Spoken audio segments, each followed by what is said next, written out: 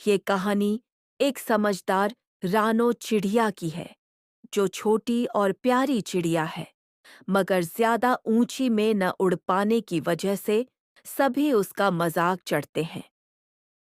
कहानी की शुरुआत एक पेड़ से होती है, जहां पर रानो चिड़िया बैठी है और अपने मन की बात बोल रही है। मैं छोटी हूँ, लेकिन मेरे सपने आसमान से भी बड़े हैं। सब कहते हैं रानो चिड़िया सिर्फ जमीन के पास उड़ती है, लेकिन मुझे तो सबसे ऊंचा उड़ना है, वहां तक जहां तक सिर्फ चिल और बाकी बड़े पक्षी उड़ जाते हैं। तभी वहां तेजस नाम का चिल्लाता है और रानो चिड़िया से कहता है। तुम तुम क्या उड़ोगी वहां तक? तुम्हारे पंख तो छोटे छोटे हैं और हिम्मत तो और भी कम। यहाँ सिर्फ ताकत चलता है, जो सिर्फ मेरे पास है। तुम छोटी सी चिड़िया आसमान की ऊंचाई तक नहीं उड़ सकती।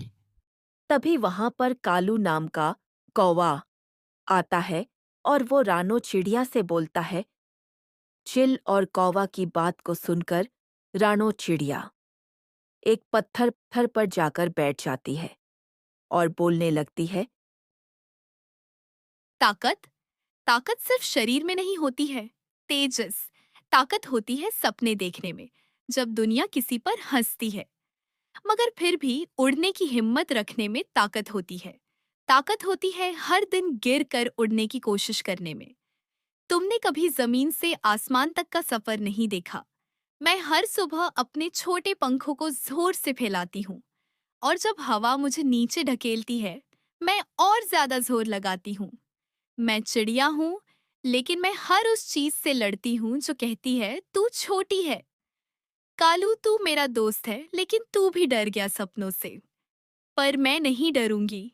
मैं उन लोगों के लिए उड़ूंगी जिनके सपने दबा दिए गए। मैं अपने पंखों को इतना मजबूत बनाऊंगी कि एक दिन तेजस भी कहेगा, रानो चिड़िया ने मुझे उड़ना सिखाया। एक दिन एक लोमड़ी जंगल में अपना कब्जा करने के लिए हमला कर देती है।